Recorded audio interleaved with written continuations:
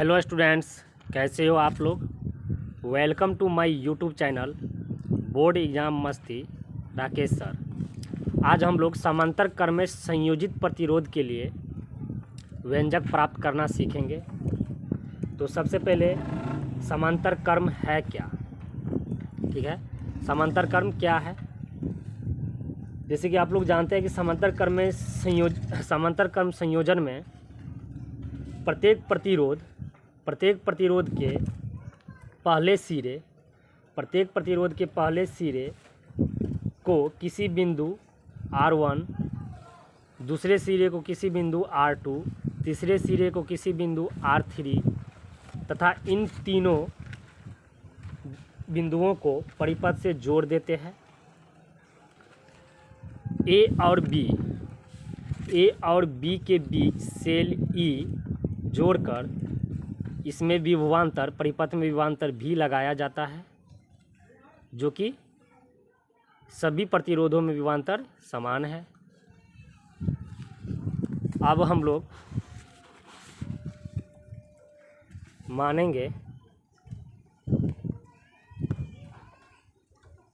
माना R1, R2 और R3 तीन प्रतिरोध है।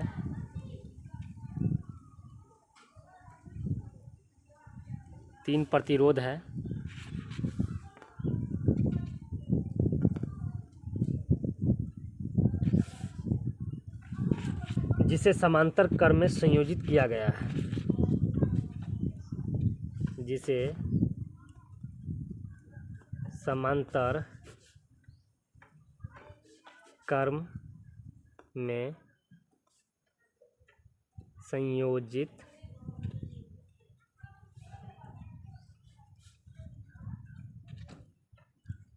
किया गया है।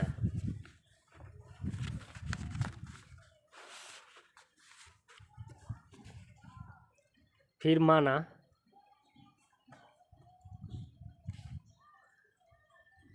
परिपथ में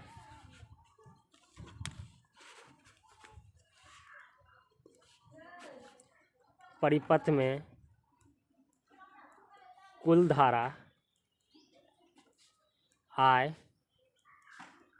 प्रवाहित हो रही है। परिपथ में कुल धारा I प्रवाहित हो रही है, तब कुल धारा I बराबर I1 plus I2 plus I3 होगा। इसको समीकरण फर्स्ट मान लेते हैं।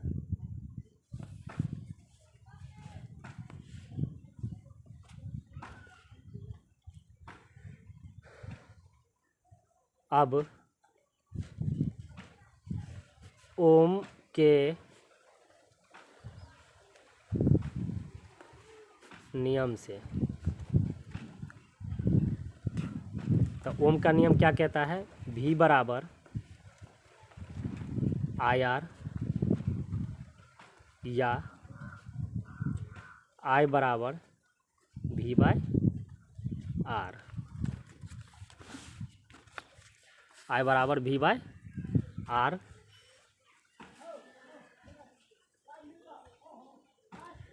तो I का मान क्या करेंगे,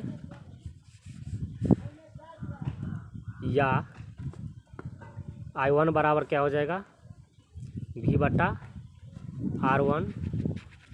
I2 बराबर क्या हो जाएगा, V बटा R2। और I3 बराबर क्या हो जाएगा, V बटा R3।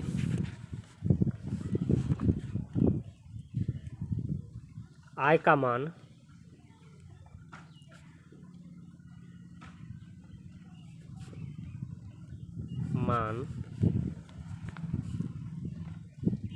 समीकरण फर्स्ट में रखने पर। तो समीकरण फर्स्ट क्या है, I बराबर I1 I2 I3 का योग, इसको फर्स्ट माने हैं। तो I बराबर I1 plus I2 plus I3, जहाँ I बराबर क्या है V/R, I1 बराबर क्या है V/R1 प्लस V/I2 बराबर V/R2, sorry V/R2 plus V/R3। ठीक है, तो ये समांतर क्रम में है, तो ये पैरेलल हो जाएगा, या V/R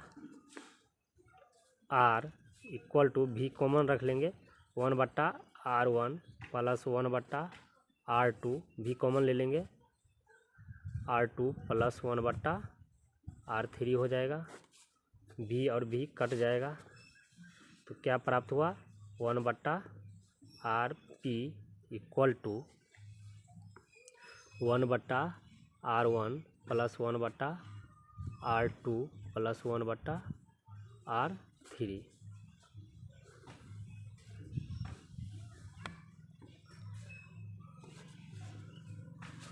अतः हम लोग लिख सकते हैं यहाँ पे,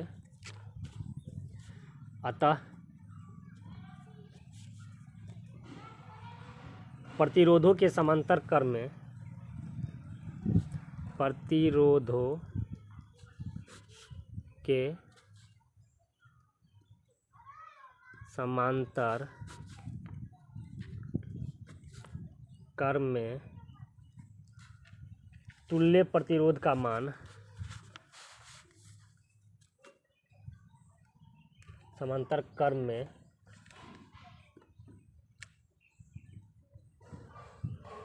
तुल्य प्रतिरोध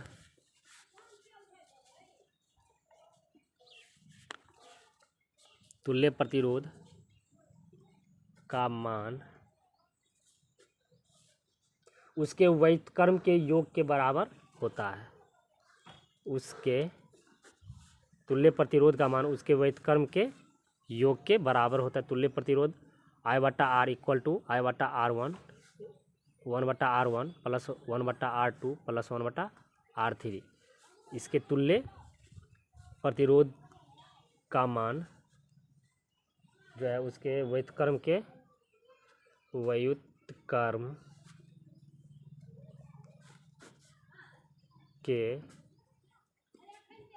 योग के बराबर होता है। आइए एक बार और देख लेते हैं।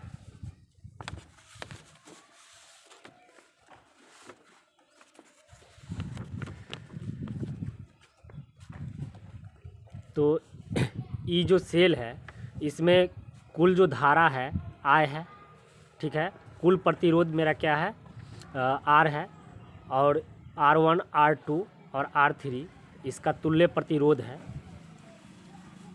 जो इससे तीनों से होकर के प्रवाहित हो रही है, और तीनों के बीच जो है विभवांतर भी जो है समान रहेगा। तो हम लोग क्या माने हैं R1 R2 और R3 तीन प्रतिरोध है जिसे समांतर क्रम में संयोजित किया गया है। किस क्रम में संयोजित किया गया है, समांतर क्रम में संयोजित किया गया है।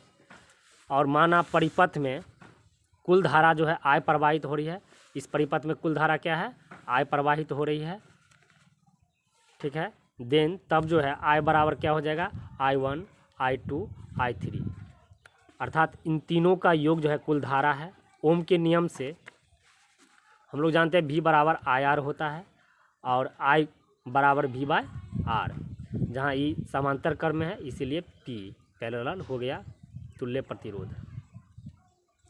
तो I1 बराबर क्या हो जाएगा V/R1, I2 बराबर क्या हो जाएगा V/R2, I3 बराबर क्या हो जाएगा V/R3। I का मान समीकरण फर्स्ट में रखने पर हम क्या करेंगे, धारा का मान समीकरण फर्स्ट में रखेंगे।